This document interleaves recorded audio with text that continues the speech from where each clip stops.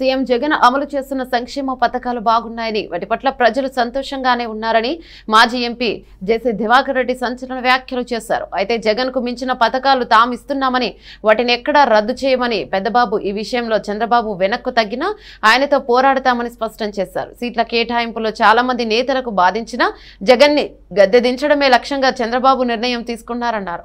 అనంతపురంలోని తన నివాసంలో జేసీ దివాకర్ రెడ్డి చాలా రోజుల తర్వాత మీడియాతో మాట్లాడుతూ గతంలో ఎప్పుడూ లేని విధంగా చంద్రబాబు చెవిలో రాజకీయాలకు చోటు ఇవ్వకుండా కొత్త ట్రెండ్ ఫాలో అయ్యారన్నారు.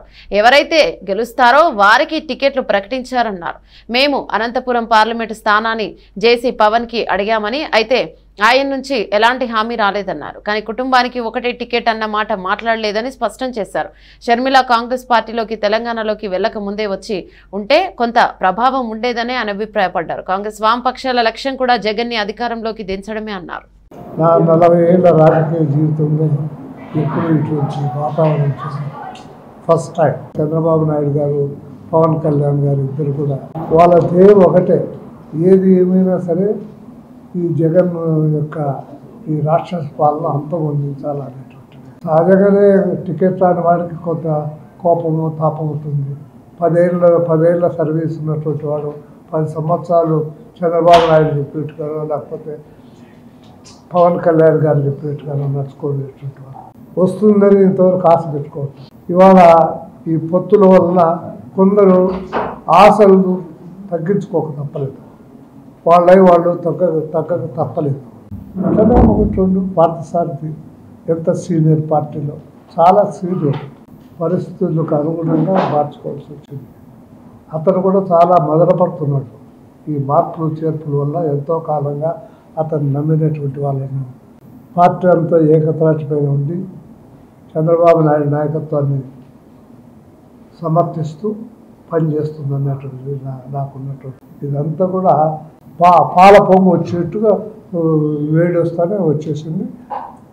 చల్లారి పొత్తులోకి రావాలని మేము కూడా కోరుకుంటున్నాము. ఈ ఓట్లు చీలిపోకూడదని.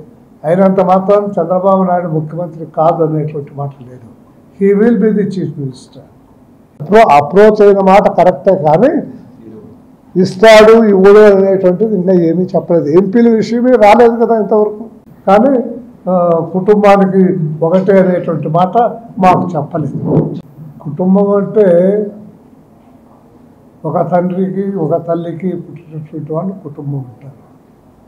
అన్నదమ్ములు ఉన్నటువంటి వాళ్ళను కుటుంబం అనేటువంటి మాట రాదు.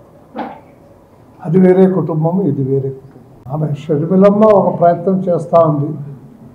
ఆమె మొట్టమొదట మేల్కొని ఈ రాష్ట్రంలో ఆమె పార్టీ పెట్టి అక్కడ తెలంగాణలో తిరిగే బదులు ఇక్కడ తిరిగి ఉంటే దాని పరిస్థితి వేరుగా ఉంది. ఆమె లేట్ చేసింది. స్కీమ్స్ బాగున్నాయి అనే మాట నేను కూడా కొంతవరకు ఒప్పుకుంటాను. స్కీమ్స్ కానీ ఆ స్కీమ్స్ మా గవర్నమెంట్ వచ్చినా కూడా కంటిన్యూ అవుతాయి.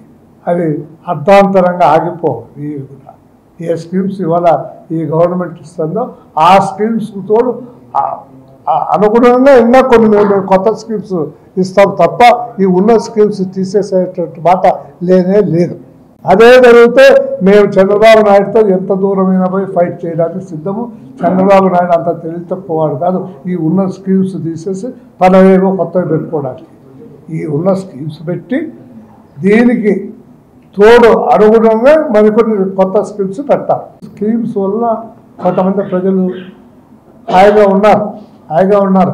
అంతకంటే బెటర్ స్కీమ్స్, ఈ స్కీమ్స్తో పాటు బెటర్ స్కీమ్స్ మేము పెట్టబోతున్నాం. న్యాయంగా అయితే 14 చెప్పాలా, 7వ ఓడిపోయేవి కూడా ఉంటాయి కదా. అంటే అందరు చెప్పినట్టు నన్ను మాట్లాడమంటే ఎట్లా, జగన్ ఏమీ పనికిరాడు అంటే ఎట్లా? జగన్కు కొంత స్ట్రెంగ్త్ ఉంది. నిజమే, కళ్యాణదుర్గంలో జరిగిన, పెనుగొండలో జరిగిన, అనంతపూర్లో జరిగిన, ఇంకో చోట జరిగిన ఇవన్నీ కూడా వాళ్ళ యొక్క ఫ్రస్ట్రేషన్, వాళ్ళు మేము ఇన్నేళ్ళు కష్టపడి పనిచేసినా మాకు గుర్తింపు రాలేదు అనే బాధ. గురు కింద నల్లగొట్టు దానికి తెలియదు పాపం. అది చంద్రబాబు నాయుడు చూశాడు. ఆ నలుపు ఉంది అనేటువంటిది చూశాడు, చూసి మార్చాడు. నలుపు అనేది లేకుండా పోతేనే మనం గెలుస్తాము, లేకపోతే కష్టము అనేటువంటి ఉద్దేశంతో గెలిపే ధ్యేయంగా పనిచేస్తాం.